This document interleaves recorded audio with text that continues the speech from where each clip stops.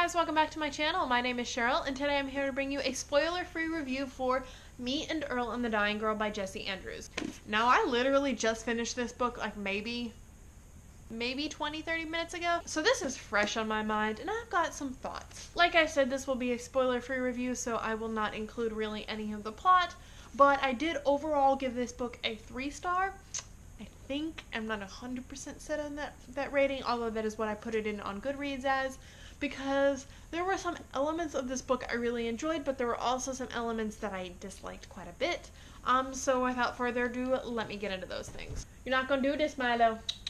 So the general synopsis of this book is that it follows Greg, who is a high schooler who's just kind of trying to coast through high school, stay on the edge. He's not really friends with anyone or part of any friend group. He's just trying to get through high school. He has one friend, sort of, who he makes home movies with, named Earl, and then his mom basically forces him to befriend a girl from his high school named Rachel, who is dying of leukemia. So now I'm just going to move on to the things I liked about the book. First and foremost, Greg is one of the funniest narrators I have read about in a long time. The book was told from his perspective. He was literally writing the book. He would say something and be like, this is how I felt, this is what I thought, and it was really funny. In addition, I really liked the way the book was written. It had just like regular blocks of text. There were also bullet points and lists and screenplays added in, where that's how Greg would break down a scene. And overall, I thought that made it a pretty interesting and unique way to read this book. So those are the things I like the most about the book. Obviously, like I said, it was really funny. I don't think the humor is going to be for everyone, because it is pretty self-deprecating at times for the main character, and it's pretty dark.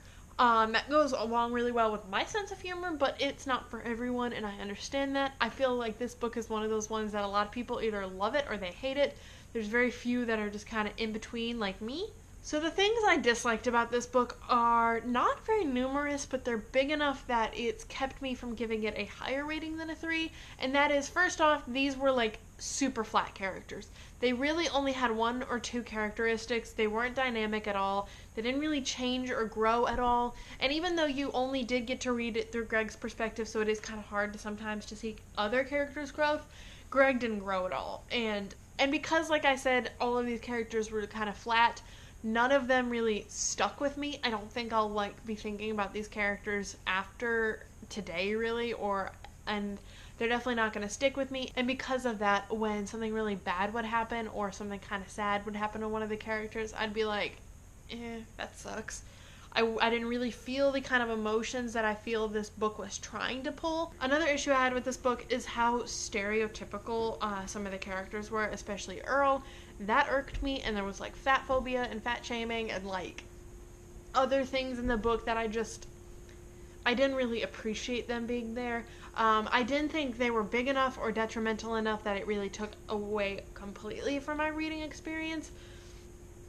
But especially with like Earl and stuff, I'm just like, and because they were such flat characters, for them to be also super stereotypical, it just didn't work. And I think that's one of the reasons that these characters are just not memorable. Oh, one thing I forgot to add to the list that I like is that the book was very self-aware at times, in the sense of the author would talk, or Greg, I guess, would talk about some of the stereotypes and tropes that came with like books of this genre, where, oh, he meets the girl with cancer and they fall in love, but like, he's like, that's not gonna happen in this book, and it didn't, and I appreciated that.